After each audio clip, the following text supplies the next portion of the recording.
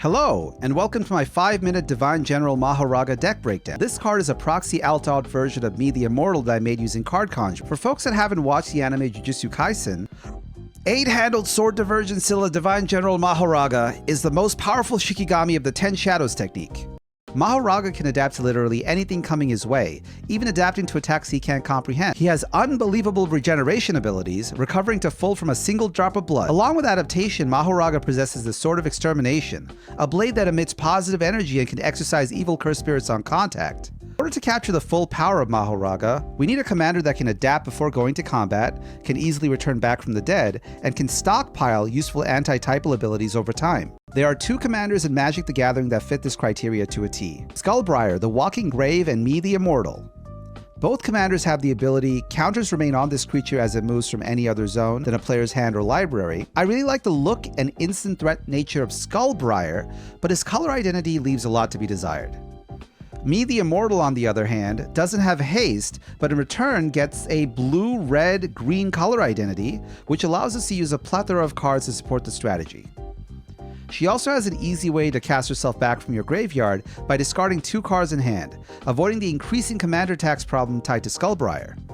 Her first ability allows you to pick and choose between several useful combat counters, which fits well with the adaptive nature of Mahoraga very well. So now that we have our commander in mind, let's go over the game plan. The goal of our deck is to get a ton of +1/+1 counters, as well as protection counters on Mahoraga.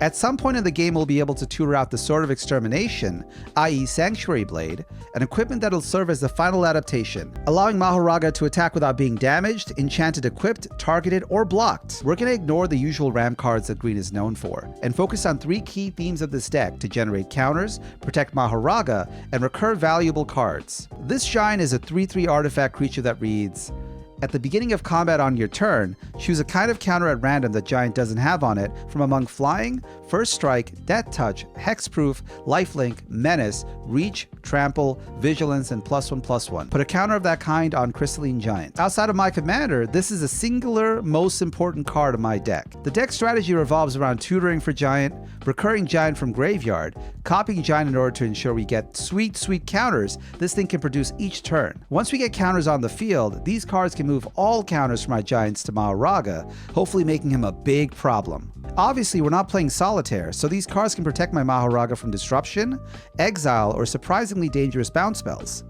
In the event Mahoraga does end up dying, I have a few cards that synergizes with the discard cost in order to avoid losing to card advantage. Our dream near the endgame would be a Mahoraga Divine General with 4 to 6 +1/+1 counters, indestructible, hexproof, or Sanctuary Blade, ready to string my opponent for a commander damage victory. So, do you think this deck captured the essence of 8-handled Sword Diversion General Scylla Divine General Mahoraga? Are there cards you think would be better suited to make this deck work more effectively? Let me know. Also, thank you for watching this video. If you really want to make me happy, follow me on Twitter.